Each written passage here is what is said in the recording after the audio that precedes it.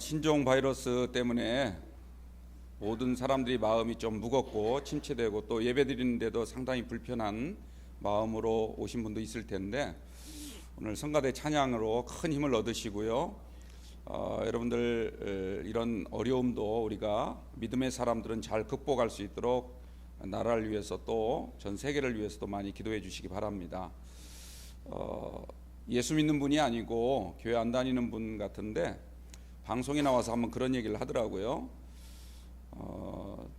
지금 이 바이러스를 지금 치료제도 없고 사람들이 많이 불안해하고 있는데 이것을 치료할 수 있는 방법은 하나님이 날씨와 기후를 주장하셔서 빨리 자연적으로 물러갈 수 있도록 그걸 기다리는 수밖에 없습니다. 그리스도인보다 더 믿음이 좋은 것 같더라고요. 우리가 다른 사람에게 불쾌감과 불안감을 주지 않는 것도 우리 성도가 해야 될 굉장히 중요한 일인 줄로 믿습니다. 우리가 이럴 때일수록 더욱더 각별하게 조심하시고요. 나보다 다른 사람을 더 먼저 생각할 때 하나님이 우리의 건강도 지켜주시고 우리 교회도 더욱더 강건케 붙잡아 주실 줄로 믿습니다. 매주마다 지금 시리즈로 이 마태복음 5장 말씀을 통해서 팔복, 우리가 보통 팔복이라고 하는데 보통 구복이라고 저는 해석을 합니다. 그래서 이 9가지 복에 대해서 지금 하나하나 말씀을 전하고 있는데 오늘은 6절 말씀 의에 줄이고 목마른 자는 복이 있나니 그들이 배부를 것입니다. 주님이 하신 이 말씀을 통해서 오늘 의에 줄이고 목마른 사람 이런 말씀 제목으로 함께 은혜를 나누고자 합니다. 이 다윗이 쓴 시편이 참 많은데요. 이 다윗의 쓴 시를 이렇게 읽어보면 많은 곳에서 다윗이 참으로 고뇌를 많이 하고 있는 그런 모습을 엿볼 수가 있습니다. 어릴 때부터 하나님 믿었던 그런 사람이었고 그런 환경 속에서 자랐고 또 믿음도 남달랐던 다윗이었는데도 불구하고 정말 많은 고난이 있었고 그때마다 많은 갈등을 했구나라고 하는 그런 생각을 가지게 되었습니다. 정말 말씀대로 신앙의 양심을 지키며 살 것인가 아니면 세상 사람들에게 맞춰서 적당히 현실과 타협하면서 살 것인가. 그토록 믿음 좋았던 다윗도요 실제 삶에 있어서는 이런 고민과 갈등이 일어날 때가 참으로 많았다는 것입니다. 우리도 그렇지 않은가요? 그리스도인답게 신앙 양심에 따라 살까 아니면 세상 풍조에 따라서 적당히 눈치껏 현실과 타협하며 살까 이런 고민을 할 때도 종종 있었을 겁니다. 이 둘 사이에서 갈등이 일어날 때가 얼마나 많습니까? 신앙 양심에 따라 살자니 손해볼 것 같고 큰일 날 것 같고 그래서 내 인생을 망칠 것 같고 또 그렇다고 적당히 세상 따라서 살려니까 마치 하나님께 죄를 짓는 것 같고 그래서 하나님께 언젠가 혼날 것 같고 마음이 불편한 것이죠. 자, 이런 갈등을 하는 분들 오늘 이 말씀을 통해서 깔끔하게 정리되는 귀한 축복의 시간이 되길 바랍니다. 제가 한번 이런 질문 한번 던져볼까요? 여러분들 하나님을 믿는다는 이유 때문에 나는 어떤 손해도 감수하겠습니다. 손을 들지 마시고요. 마음속으로 한번 잘 생각을 해보십시오. 나는 정말 예수 때문에 정말 믿음 때문에 손해를 입더라도 나는 감수할 수 있나? 작은 손해 정도는 감수할 수 있겠죠. 그러나 만약에 엄청나게 큰 손해를 입는다면 아주 치명적인 손해를 입는다면 그때도 나는 정말 예수를 위해서 선택할까? 우리가 진지하게 한번 고민해 보시기 바랍니다. 어느 누구 할 것 없이 실제 살아가는 현실에서 부딪히는 문제이죠. 말씀대로 살자니 손해가 막심하고 또 말씀과 상관없이 세상에 맞춰 살자니 신앙의 양심에 찔려가지고 그래서 마음이 불편하고 무거울 때가 있다는 것이죠. 우리가 시편 18편 말씀과 56편 말씀은 다윗의 시로 잘 알려져 있습니다. 다윗이 여러 고난을 당한 후에 특별히 블레셋 땅에 가서 그 블레셋 왕 밑에 있을 때 당했던 여러 가지 고난과 또 갈등 이런 것들을 겪고 난 다음에 그때 당시를 추억하면서 지은 그런 시인데요. 자신의 그런 솔직한 마음을 그대로 표현하고 있는 것을 볼 수가 있습니다. 자기를 죽이려고 혈안이 된 사울 왕 때문에 결국 그는 유다 땅에 남아있지 못하고 하루하루 불안한 마음으로 이곳저곳 도망쳐 다니다가 결국은 하는 수 없이 블레셋 땅으로 가게 되었지요. 그런데 블레셋 왕의 신하가 그를 알아보고 골리앗 장군을 물리쳐 죽였던 그런 장본인이 바로 저 사람입니다 라고 이 얘기를 했을 때 그 왕이 다윗을 죽이려고 했지 않습니까? 그런데 그때 미친 채 하는 바람에 간신히 그 절대적인 위기를, 절명의 위기를 그는 피할 수 있었습니다. 그럼에도 불구하고 그가 나중에 또다시 사울 왕에게 계속 쫓김을 당하니까 7년 넘게 이 광야 이곳저곳을 전전긍긍하다가 하는 수 없이 또다시 블레셋 땅을 찾아가게 되지요. 그는 그 시편에서 이렇게 기도를 합니다. 사망의 줄이 나를 휘감았고 파멸의 홍수가 나를 덮쳤으며 죽음의 위험이 나를 두르고 있고 사망의 올무가 내 앞에 놓였나이다. 그가 하루하루의 삶이 어땠는가를 잘 말해주고 있습니다. 얼마나 두려움에 떨었는지. 오늘 이 시편은 사무엘상 27장을 배경으로 하고 있고 여러분들이 나중에 27장 말씀을 잘 읽어보면 또다시 이 말씀을 잘 기억나게 될 줄로 믿습니다. 결국 다윗은 이런 사울왕의 그런 계속된 수색을 피해서 다시 블레셋 땅으로 향해서 걸어갈 수밖에 없었던 겁니다. 블레셋 땅에 가는 것이 절대로 마음에 내킨 것은 아니었지만 그러나 죽는 것보단 낫겠다. 저쪽에 가서라도 한번 목숨을 구걸해보자 라고 하는 절박한 심정을 가지고 그는 아기스 왕을 찾아갔던 것입니다. 그런데요, 이 블레셋 왕 아기스가 또다시 찾아온 이 다윗을 보고 저 사람이 이제는 정말 이스라엘에게 등을 돌렸나 보다.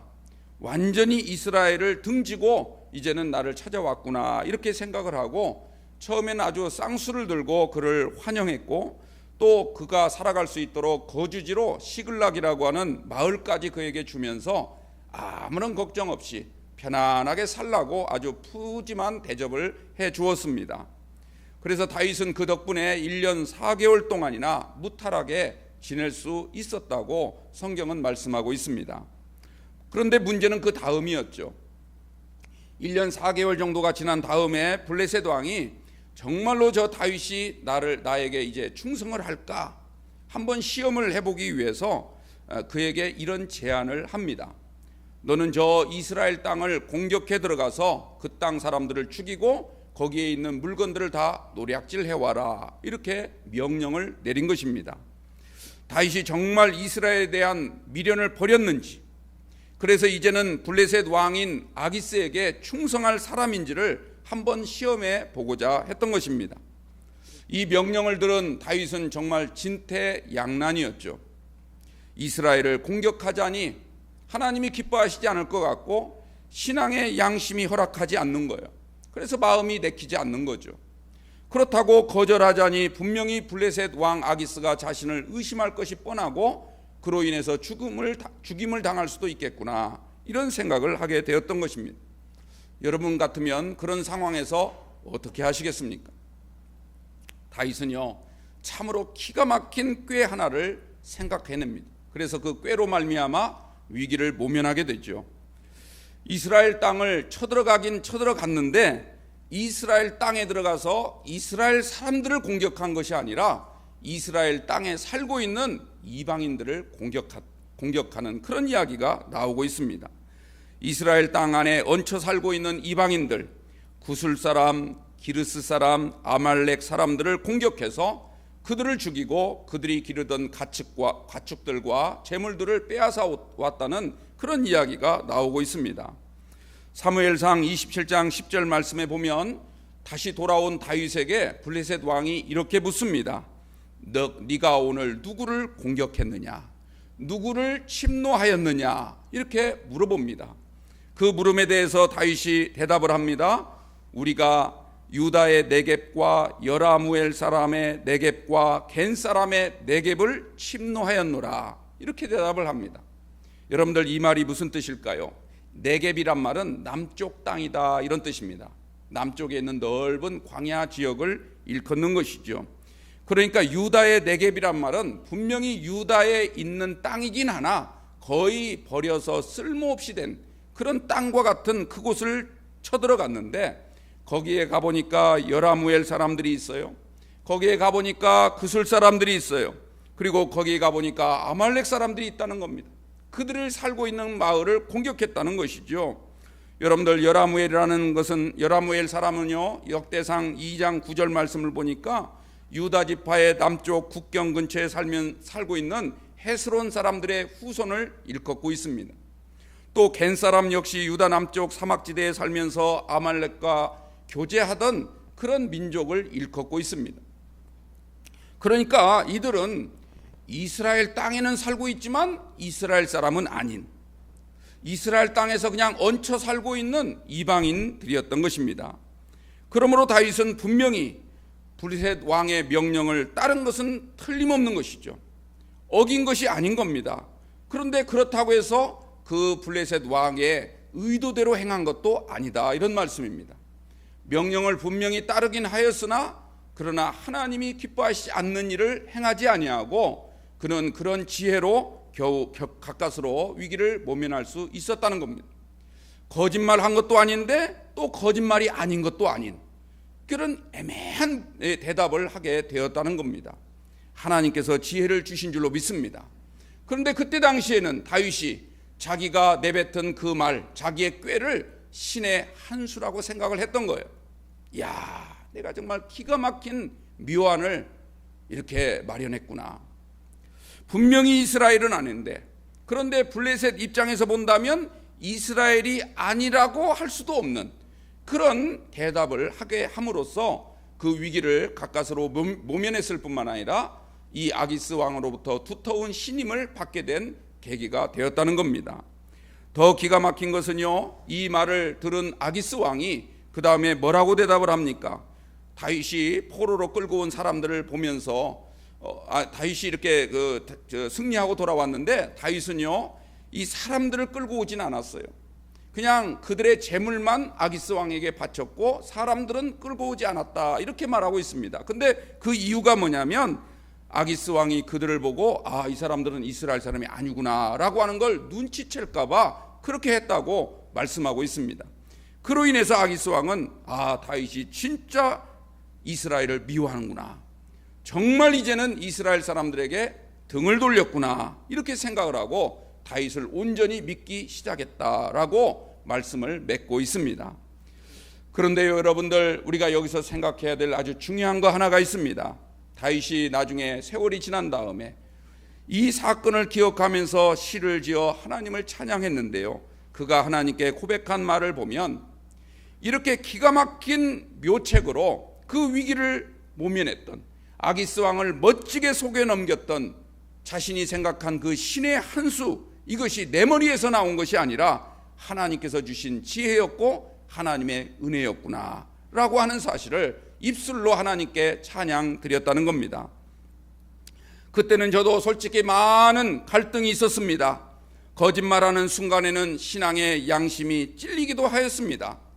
그런데 주님이 나에게 피할 길을 주시고 저를 죽음의 위기에서 구해 주셨습니다.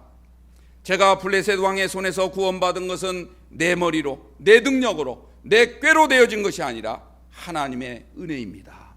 이렇게 고백을 하고 있는 거예요. 그래서 다윗이 왕이 된 다음에 이 일을 회상하면서 하나님께 찬양하는 내용이 사무엘하 22장에 나오는데요, 뭐라고 찬양합니까? 여호와는 나의 반석이시요 나의 요새시요 나를 위하여 나를 건지시는 이시라. 내가 피할 나의 반석이 되시고 나의 방패시요 나의 구원의 뿌리시요 나의 높은 망대시로다. 그에게 피할 나의 피난처가 되시고 나의 구원자가 되시는도다. 그가 나를 죽음에서 건지셨도다. 시편 18편 내용, 그 내용이 바로 사무엘하 22장의 고백을 그대로 옮긴 다윗의 시편인 줄로 믿습니다. 여러분들, 이 시편의 첫 시작을 보면 다윗은요, 지금 두려움에 떨고 있었습니다. 다윗은 지금 많은 갈등 속에 있었습니다. 사망의 줄이 나를 휘감았고 파멸의 홍수가 나를 덮쳤으며 죽음의 위협이 나를 두르고 있고 사망의 올무가 내 앞에 놓였나이다. 너무너무 두렵고 떨리는 나머지 하나님 앞에 나와서 부르짖어 간구하지만 그의 속에서 일고 있는 끊임없는 걱정과 염려 그리고 갈등과 두려움은 끊어지지 않았던 겁니다. 그럼에도 불구하고 다윗이 지난날을 회상해 보니까 결국 하나님 앞에 고백할 수 있는 최후의 고백은 무엇입니까? 내가 환난 중에서 여호와께 아뢰며 나의 하나님께 부르짖었더니 그가 그의 성전에서 내 소리를 들으셨도다. 그의 앞에서 나의 부르짖음이 그의 귀에 들렸도다. 할렐루야. 여러분들, 이런 고백이 우리 가운데 늘 함께 하시길 바랍니다. 코로나 바이러스로 인해서 많이 걱정되시죠? 너무 걱정하지 마세요. 여러분들, 이 바이러스보다 더 무서운 것은 너무 지나친 두려움이에요. 우리가 하나님을 더욱더 간절히 부르짖고 정말 이런 어려운 상황 속에서 우리가 어떤 선택을 할 것인가, 이걸 다시 한번 우리가 잘 믿음으로 정리할 수 있는 귀한 은혜의 시간이 되시길 바랍니다. 사랑하는 성도 여러분, 우리가 세상에 살아갈 때 때로는 하나님 믿는 성도답지 못하게 삶을 살아갈 때가 얼마나 많습니까? 어쩔 수 없이 현실이라고 하는 무서운 그런 것 앞에서 우리가 그냥 질질 끌려 살아갈 때도 있습니다. 그래서 때로는 불의를 저지르기도 하고 하나님이 기뻐하시지 않는 그런 일을 행할 때도 있지요. 그로 인해서 우리의 신앙의 양심에 갈등이 생기기도 하고 괴로워할 때도 있습니다. 그러나 여러분들, 그 순간 하나님의 사랑을 기억하시기 바랍니다. 하나님이 나를 구원해 주시고 나를 오늘까지 인도해 주셨다면 앞으로도 인도해 주실 줄 믿습니다. 나를 지켜주실 줄로 믿습니다. 그걸 위하여 나는 오직 주님 앞에 나가서 오늘도 주님의 자비와 긍휼을 간절히 구하며 하나님께 예배하는 그런 성도의 모습으로 나아갈 때 하나님은 우리의 마음속을 아시고 우리의 모든 생활을 도와주실 줄로 믿습니다. 자신의 나약함을 스스로 인정하십시오. 어쩔 수 없이 저질렀던 죄와 불의가 있다 할지라도 그것 자체도 우리가 인정하시고 하나님께 용서를 구하시기 바랍니다.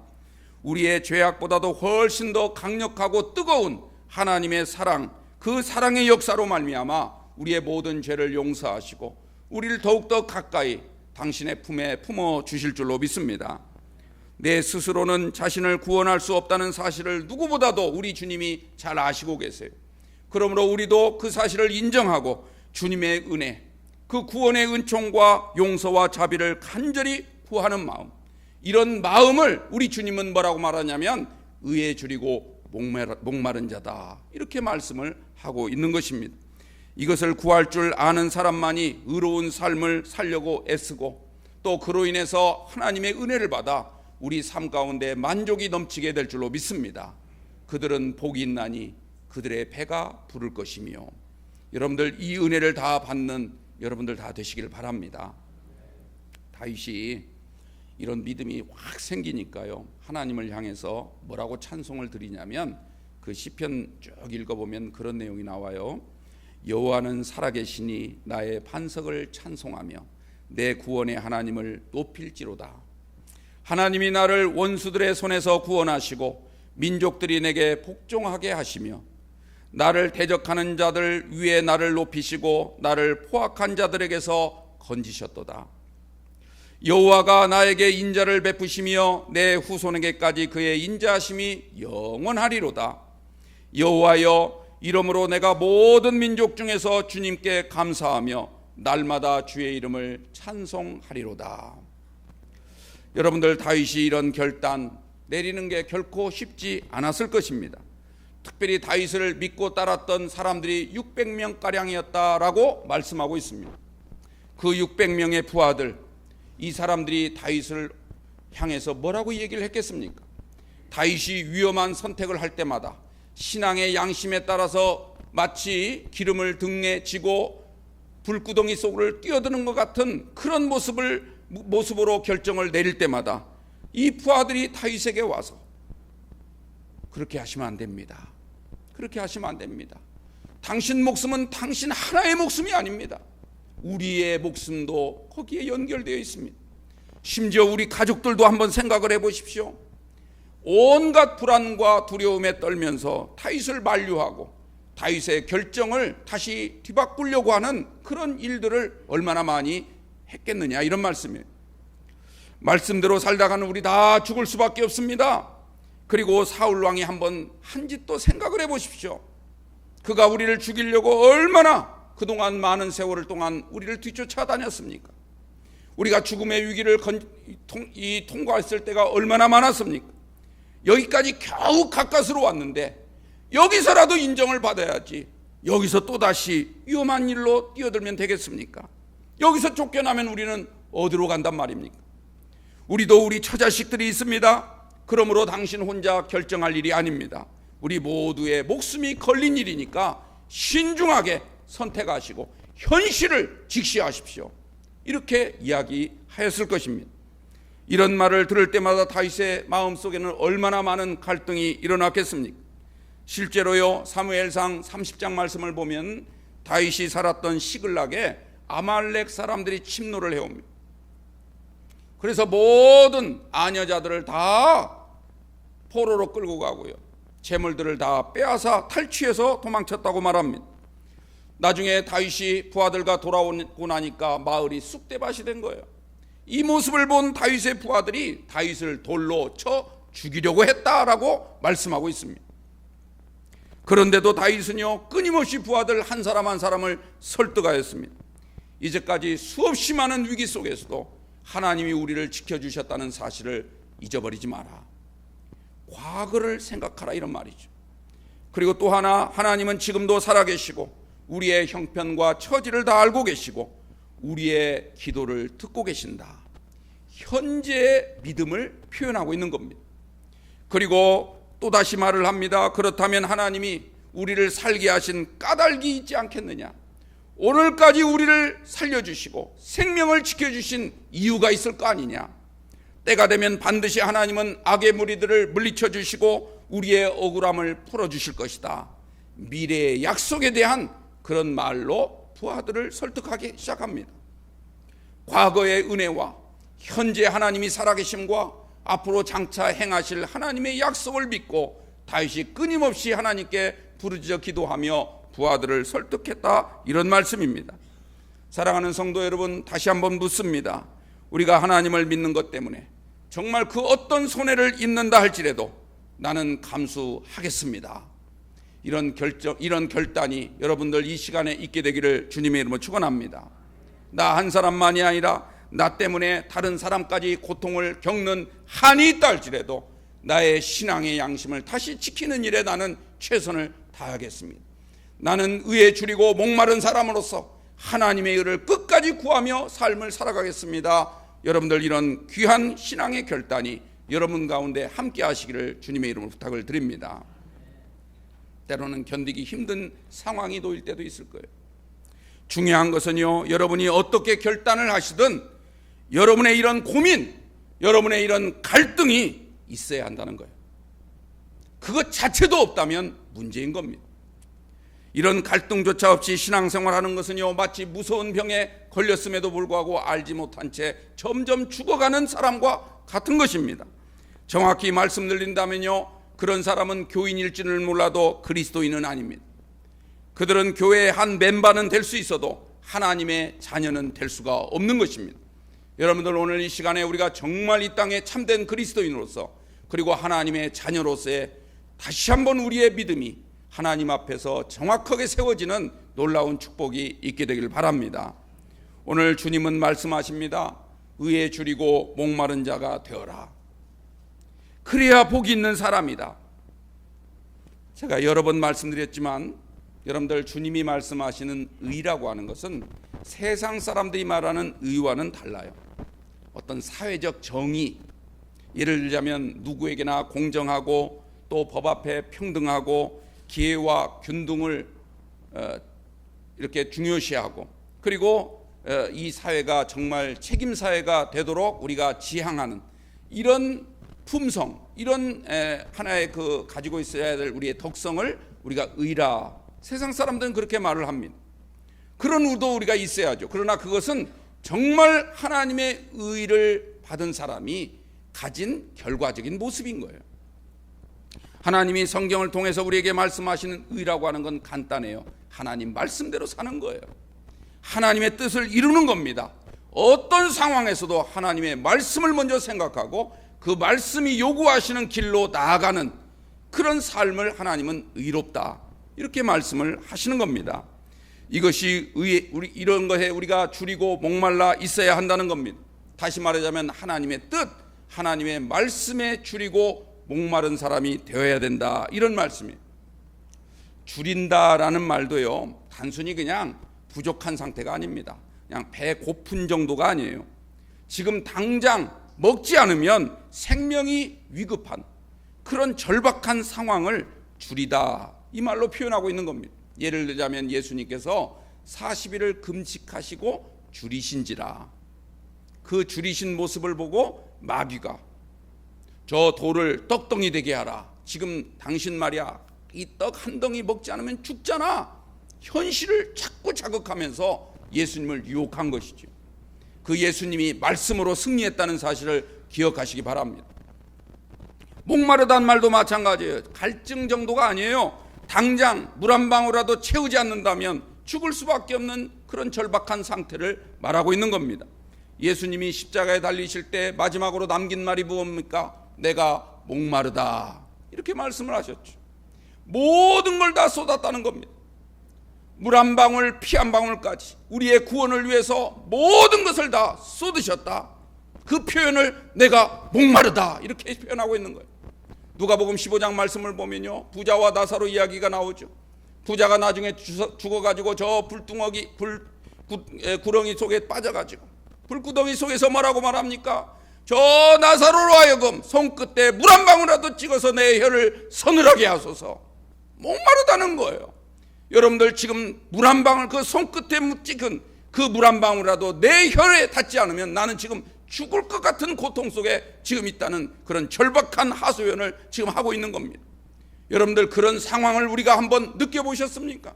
오늘 주님 앞에 나와서 우리가 예배하고 우리가 주님께 절박한 모습으로 기도할 때 이런 심령으로 우리 하나님께 은혜를 구하시기를 주님으로 축원합니다. 우리가 의를 위해서 줄이고 목마른 삶을 살게 되면 주님께서 우리에게 배부르게 하십니다. 배부르게 하세요. 이 배부르단 말이 헬라어로 코르타조라고 해요. 굉장히 중요한 단어입니다. 코르타조, 이 말은 줄인다, 목마르다, 이것과는 정반대를 상황을 말하는 겁니다. 충만한 상태, 조금도 부족하지 않는 완벽한 상태를 말하고 있는 거예요. 99%가 아니라 100%를 말하는 거예요. almost가 아니라 altogether를 말하는 거예요. 완벽한 상태. 이 코르타조라고 하는 헬라어가 히브리 성경, 히브리어에서는 뭐라고 번역이 되어 있냐면 샬롬으로 번역이 되어 있는 거예요. 샬롬을 번역한 거예요. 완전히 평강의 상태, 뭐 하나 부족함이 없는 상태. 다윗이 시편 23편에서 뭐라고 고백을 합니까? 여호와는 나의 목자시니 내게 부족함이 없습니다. 이런 상태예요. 여러분 성경을 읽다 보면 없다라는 말이 많이 나오죠. 없다, 부족함이 없다. 근데 이 없다라는 단어가요, 우리는 다 우리말로는 그냥 없다라고 다 번역이 되어 있지만 그러나 히브리어는 서로 다른 단어를 사용합니다. 두 가지 큰 차이가 있어요. 다른 단어가 있어요. 그 하나는 알이라고 하는 단어인데요, 알이라고 하는 단어는 즉흥적으로 없다는 거예요. 일시적으로 없다는 거예요. 때가 되면 다시 나타난다는 거죠. 예를 들자면 해가 구름 속에 들어가서 없어졌다, 이렇게 말을 할 때 알이라는 단어를 씁니다. 그 해는 잠시 후면 나오죠. 구름이 걷히게 되면 다시 우리 눈에 띄게 되는 거죠. 그러나 이 알이라는 단어 말고 또 하나의 단어가 있는데 로우라는 단어가 있습니다. 이 로우라는 단어는 영원히 없다는 거예요. 다시는 있지 않다는 겁니다. 예수께서 자신의 보혈로 우리의 죄를 씻어주심으로 말미암아 우리의 죄가 없어졌다 할 때 그 없어졌다는 로우인 거예요. 다시는 생기지 않는 거예요. 영원히 생기지 않는 거예요.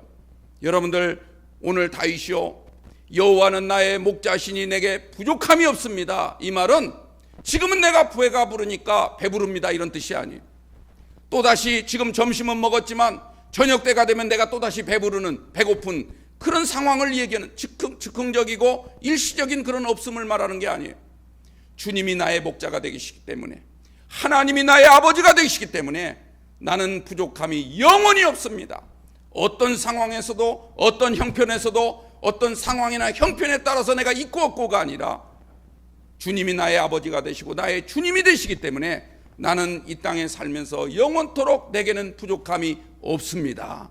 이 고백을 지금 다윗이 드리고 있는 거예요. 그러므로 다윗이 뭐라고 말합니까? 그가 나를 푸른 풀밭에 누이시고 쉴만한 물가로 인도하시는도다. 내 영혼을 소생시키시고 자기 이름을 위하여 의의 길로 나를 인도하시는도다. 내가 사망의 음침한 골짜기로 다닐지라도 해를 두려워하지 않을 것은 주께서 나와 함께 하심이라. 주의 지팡이와 막대기가 나를 안위하시나이다. 주께서 내 원수의 목전에서 내게 상을 차려주시고 기름을 내 머리에 바르셨으니 내 잔이 넘치나이다. 부족하지 않다는 거예요. 내 잔이 넘칩니다. 그러므로 내 평생의 선하심과 인자하심이 정녕 나를 따르리니 내가 여호와의 집에 영원히 살리로다.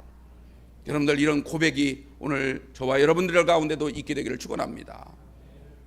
2002년에 월드컵이 있었잖아요.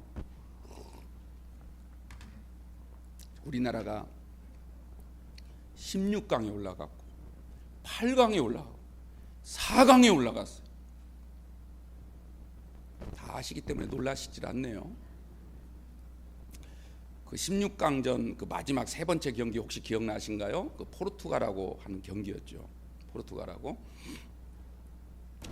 그 박지성 선수가 차가 넣어가지고 승리했지 않습니까? 그때 전 국민이 정말 열광을 했죠. 이야, 정말 대단하다.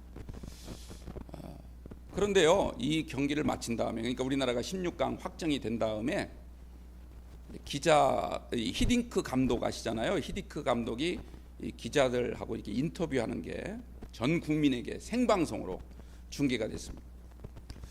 그때 히딩크가 했던 유명한 말 혹시 기억나시나요?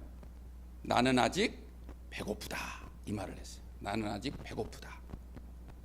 저녁을 안 먹어서 그랬을까요? 그날 식사를 좀 제대로 못해서 지금 나 배고픕니다, 그런 뜻일까요? 그 뜻이 아니죠. 우리가 16강에 올라온 거 나는 그것으로 만족할 수 없습니다. 우리는 8강을 향해 갈 것이고 또 4강을 향해 갈 것이고 뭐 그런 의미예요. 그런 의미. 여러분들, 오늘 우리가 구원받은 것에만 만족하지 말게 되기를 바랍니다. 하나님의 자녀 되었다는 것에 여러분들 나는 이제 배부르다, 이런 생각을 갖지 마시고 내가 이 교회에 나와서 교회의 한 멤버가 되었다는 그 사실만으로도 여러분들 우리가 고맙고 감사하고 기쁜 일이지만 그것에 배부름을 갖지 마시고 하나님의 의에 대한 배고픔을 가지십시오. 하나님의 의에 대한 줄이고 목마른 사람이 돼야 될 줄로 믿습니다. 그래야 하나님이 우리에게 정말 배고프지 아니하도록 배부름의 축복을 주실 줄로 믿습니다. 우리가 세상 속에 살면서 내 눈앞에 있는 상황이나 형편 때문에 세상 풍조에 따라 이끌려 다니는 그런 삶이 아니고 세상과 타협하고 때로는 불의도 적당히 저지르면서 사는 그런 삶이 아니라 정말 신앙의 양심에 따라 말씀을 지키며 사는 그런 사람으로 나아가게 되기를 바랍니다. 연약할 때마다 우리 성령님께서 도와주실 거예요. 우리 주님이 아십니다. 그리고 우리가 무엇보다도 주님의 뜻을 더욱더 간절히 구하는 영적인 배고픔을 느낄 때 주님은 우리에게 놀라운 축복을 주시되 여호와 샬롬의 은혜를 주시고 포르타죠, 너희가 배부를 것이다, 그 은혜를 우리에게 주실 줄로 믿습니다.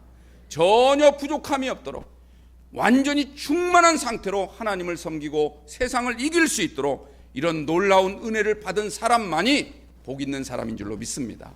이런 복을 누리며 살아가는 우리 귀한 성도님들 다 되시기를 주님의 이름으로 축원드립니다. 기도하겠습니다. 좋으신 아버지 하나님, 저희를 하나님의 자녀 삼아 주시고